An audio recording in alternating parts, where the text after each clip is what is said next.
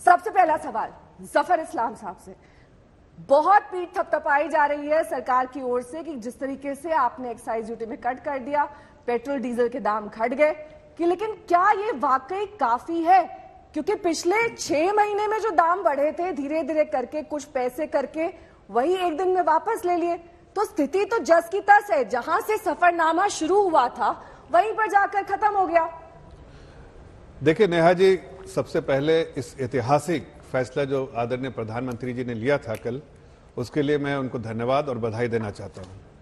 इसलिए कि आप अगर दुनिया के परिप्रेक्ष्य में देखिए तो आप एनर्जी एक्सपर्ट्स को भी बुलाया, वो भी आपको तफसील से बताएंगे, लेकिन पेट्रोलियम प्रोडक्ट्स के प्राइसेस जो है वो उसमें आग लगे हुए हैं। इसलिए कि रिफाइनरीज कितनी बंद हो चुकी हैं, गैस सप्लाई जो है रशिया से बंद हो चुका है, चाइना में कितनी रिफाइनरीज बंद हो गई हैं, और ओवरऑल जो पेट्रोलियम प्रोडक्ट्स के प्राइसेस बहुत तेजी से बढ़ रहे हैं। ऐसे में क्रूड के प्राइसेस जो है मोर और लेस स्टेबलाइज हो रहे हैं, लेकिन पेट्रोलियम प्रोडक्ट फाइनल प्रोडक्ट है उसके प्राइस बढ़ रहे हैं। लेकिन देश में, दुनिया में आग लगी है, फिर भी देश में आदरणीय प्रधानमंत्री जी ने बहुत बड़ी राहत दी।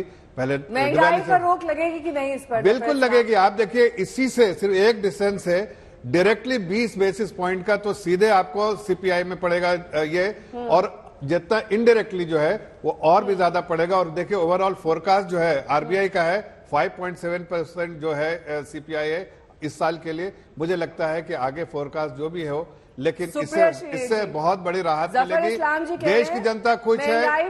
ऑपोजिशन, मैं नहीं, एक सवाल सिर्फ करना चाहता हूं। देखिए ऑपोजिशन के पार्टी से मैं अपील करना चाहता हूं, कुछ पार्टियों ने छोटी सी राहत दी है वैट में, लेकिन जो लोग इतनी आवाज उठा रहे हैं उनसे मैं कहना चाहता हूं, सबसे पहले अपने प्रदेशों में, चाहे वो महाराष्ट्र हो, चाहे वो झारखंड हो, चाहे वो छत्तीसगढ़ हो, तमिलनाडु हो, वेस्ट बंगाल हो, पहले अपने स्टेट्स में वैट कम कीजिए। बहुत बड़ी राहत आदरणीय प्रधानमंत्री जी ने, थोड़ी राहत आप तो दीजिए। सुप्रिया जी, बहुत बड़ी राहत है या फिर इसे आप चकमा बता रहे हैं, जैसे कि सोशल मीडिया पे भी हमने देखा? हमारे दर्शकों के लिए एक बार फिर से बताइए, दरअसल ये चकमा क्यों है? ऐसा है कि चुनाव के दौरान 137 दिन एक भी पैसा पेट्रोल और डीजल का दाम नहीं बढ़ता है। अच्छी बात है, बढ़ना भी नहीं चाहिए। चुनाव के तुरंत बाद दाम बढ़ने शुरू होते हैं और 10 मार्च पर जो पेट्रोल और डीजल का प्राइस था, आज कमी करने के बावजूद भी उससे ज्यादा है। 10 रुपया पेट्रोल बढ़ा 2 महीने में और 10 रुपए डीजल बढ़ा। 7 रुपए डीजल घटाया गया है, 9.5 रुपए पेट्रोल घटाया गया है, लेकिन आज भी पेट्रोल और डीजल का दाम उससे ज्यादा है। पहला तथ्य। दूसरा तथ्य, 200 रुपए की सब्सिडी दी जाएगी उज्ज्वला सिलेंडर वालों को। क्यों दी जाएगी? क्योंकि 90 लाख लोग पहला सिलेंडर ही नहीं रिफिल करा पाए। 1068 पे बिक रहा है। महाराजगंज जो मेरा संसदीय क्षेत्र है, जहां पर मैं काम करती हूं, 1068 का सिलेंडर है, कोई खरीद नहीं रहा है, इसलिए उसकी कमी करी गई।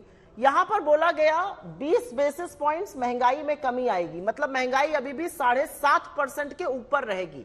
देखिए ऐसा है नेहा जी कि पिछले 4 महीने से 6% से ऊपर रिटेल इन्फ्लेशन आ रहा था। WPI होलसेल इन्फ्लेशन 30 साल की उत्कर्ष पे पहुंच गया है।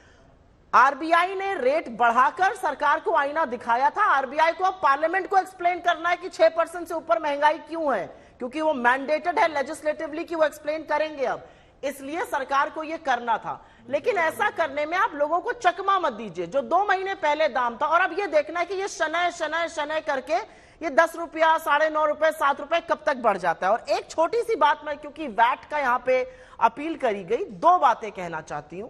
पहली बात, वैट पर यह कहना चाहती हूं कि वैट एक एडवलोरम टैक्स है, वो एक्साइज ड्यूटी पर डिपेंडेंट है, सब राज्यों का कम होगा, पहली चीज। दूसरी चीज, 78,000 करोड़ रुपए जीएसटी का बकाया केंद्र सरकार के पास, राज्यों का है।